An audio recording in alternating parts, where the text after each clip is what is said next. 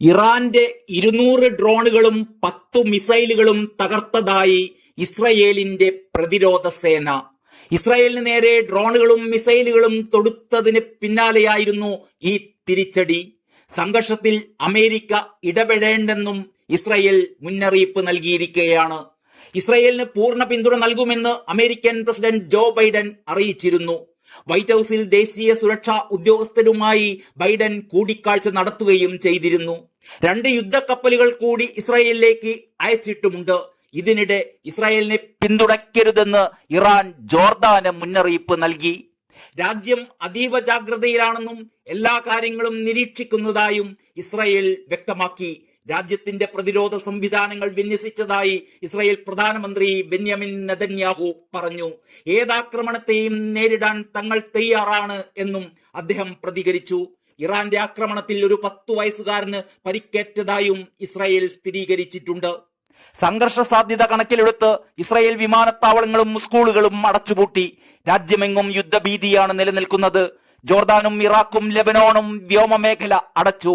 Israel വ്യോമമേഖലയും വിമാനത്താവളവും അടച്ചു. America ഉൾപ്പെടെയുള്ള രാജ്യങ്ങൾ സ്ഥിതിഗതികൾ നിരീക്ഷിച്ചു വരികയാണ്.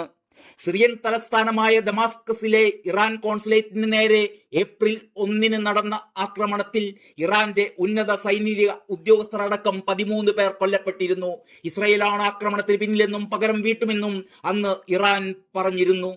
ഇതിനിടെ ഇസ്രായേൽ പൗരന്റെ ഉടമസ്ഥതയിലുള്ള കപ്പൽ ഇറാൻ പിടിച്ചെടുത്ത സംഭവത്തെ അപലപിച്ച് അമേരിക്കയും ബ്രിട്ടനും രംഗത്തെത്തി. ഇറാൻ നടത്തിയത് അന്താരാഷ്ട്ര നിയമങ്ങളുടെ ലംഘനമാണെന്ന് ഇരു രാജ്യങ്ങളും വിമർശിച്ചു. കപ്പലുടൻ വിട്ടയക്കണമെന്ന് ബ്രിട്ടൻ ആവശ്യപ്പെട്ടു. UAE-യിൽ നിന്ന് മുംബൈയിലേക്ക് പുറപ്പെട്ട MSC ഏരിയസ് എന്ന കപ്പലാണ് ഹോർമുസ് കടലിടുക്കിൽ വെച്ച് ഇറാൻ സൈന്യം പിടിച്ചെടുത്തത്. കപ്പലിൽ 2 മലയാളികളടക്കം 17 ഇന്ത്യക്കാരാണുള്ളത്. ഇവരുടെ മോചനത്തിനായി ശ്രമം തുടങ്ങിയെന്നും വിദേശകാര്യ മന്ത്രാലയം വ്യക്തമാക്കി. പശ്ചിമേഷ്യയിലെ സാഹചര്യങ്ങൾ സംഘർഷഭരിതമായി നിലനിൽക്കെയായിരുന്നു ഇറാന്റെ പുതിയ നീക്കം. മുംബൈ തുറമുഖത്തേക്ക് പുറപ്പെട്ട കപ്പലിനെതിരെയായിരുന്നു ഇറാൻ സൈന്യത്തിന്റെ നടപടി. ഹോർമുസ് കടലിടുക്കിൽ നിന്ന് കപ്പൽ ഇറാൻ തീരത്തേക്ക് മാറ്റിയിട്ടുണ്ട്. കപ്പലിലെ വാർത്താവിനിമയ സംവിധാനവും പ്രവർത്തിക്കുന്നില്ല. ഫുജൈറയ്ക്ക് സമീപത്ത് വെച്ച് ഹെലികോപ്റ്റർ ഉപയോഗിച്ചുള്ള ഓപ്പറേഷനിലൂടെയാണ് ഇറാന്റെ സൈനികർ കപ്പൽ പിടിച്ചെടുത്തത്.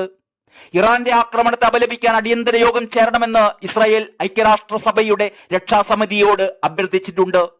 ഇസ്രായേൽ കുറ്റകൃത്യങ്ങൾക്കുള്ള ശിക്ഷയാണ് ഇതെന്നാണ് ഇറാന്റെ പ്രസ്താവന. ഇസ്രായേൽ ഭരണകൂടം മറ്റൊരു തെറ്റ് ചെയ്താൽ ഇറാന്റെ പ്രതികരണം ഗണ്യമായി കൂടുതൽ കഠിനമായിരിക്കും, ഐക്യരാഷ്ട്രസഭയിലേക്കുള്ള ഇറാനിയൻ മിഷൻ പറഞ്ഞു.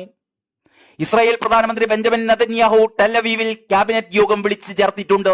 ഇറാന്റെ നേരിട്ടുള്ള ആക്രമണത്തിന് തന്റെ രാജ്യം തയ്യാറെടുക്കുകയാണ് എന്നും ഏത് സാഹചര്യവും നേരിടാൻ തങ്ങൾ തയ്യാറാണെന്നും ഇസ്രായേൽ പ്രധാനമന്ത്രി പറയുന്നു. ഞങ്ങൾ പ്രതിരോധ സംവിധാനങ്ങൾ വിന്യസിച്ചിട്ടുണ്ട്. പ്രതിരോധമായും ആക്രമണമായും ഏത് സാഹചര്യത്തിനും ഞങ്ങൾ തയ്യാറാണ്. ഇസ്രായേൽ രാഷ്ട്രം ശക്തമാണ്. IDF-ഉം പൊതുജനവും ശക്തരാണ്, അദ്ദേഹം പറയുന്നു. ഇസ്രായേലിനൊപ്പം നിൽക്കുന്ന US-നെയും ബ്രിട്ടന്റെയും ഫ്രാൻസിന്റെയും മറ്റു പല രാജ്യങ്ങളുടെയും പിന്തുണയെ ഞങ്ങൾ അഭിനന്ദിക്കുന്നു. ഞങ്ങൾ വ്യക്തമായൊരു തത്വം നിർണയിച്ചിട്ടുണ്ട്. ഞങ്ങളെ ദ്രോഹിക്കുന്നവരെ ഞങ്ങൾ ഉപദ്രവിക്കുക തന്നെ ചെയ്യും. ഏത് ഭീഷണിക്കെതിരെയും ഞങ്ങൾ സ്വയം പ്രതിരോധിക്കും, അദ്ദേഹം കൂട്ടിച്ചേർത്തു. International desk, Kalakaumudi.